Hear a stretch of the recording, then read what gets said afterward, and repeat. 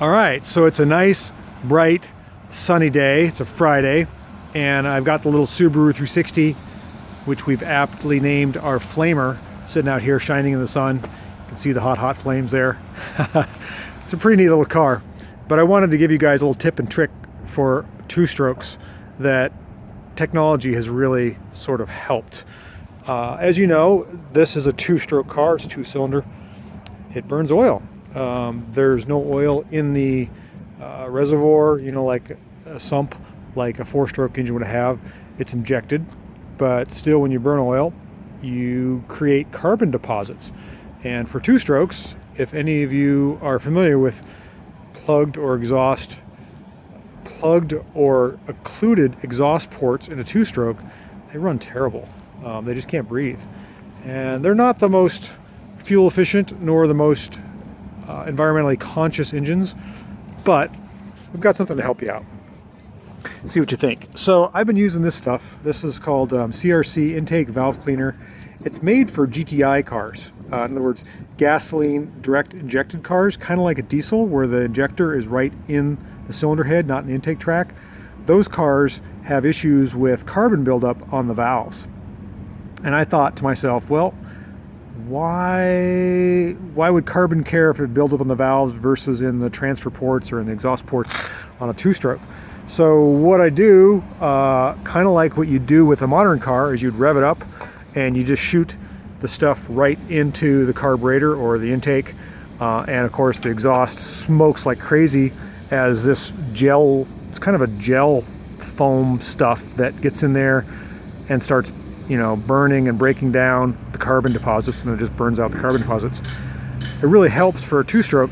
What I don't know and can't prove on this is obviously a two-stroke, especially like this, is a piston port where this stuff goes into the crankcase first, up through a transfer port before it's combusted. That's different than a four-stroke car where you'd be spraying it right at the back of a valve.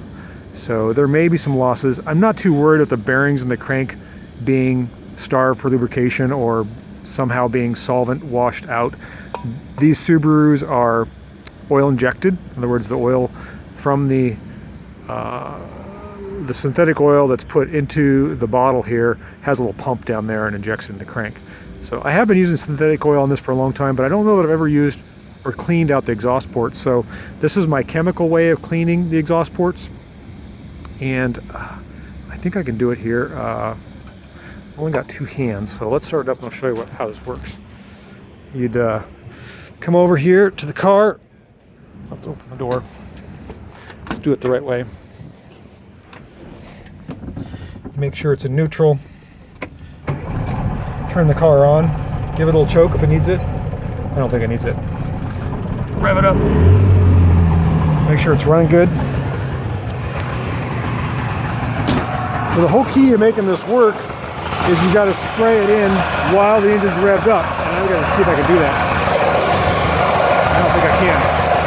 I don't have enough hands.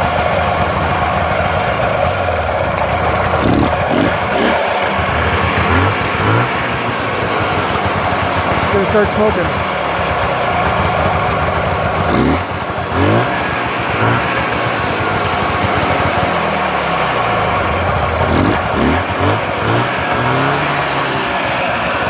All right, I think you get the point. If I wasn't holding the camera, I could rev it up and inject the solution into the intake while the engine's running at a higher RPM, and it just burns all the carbon out.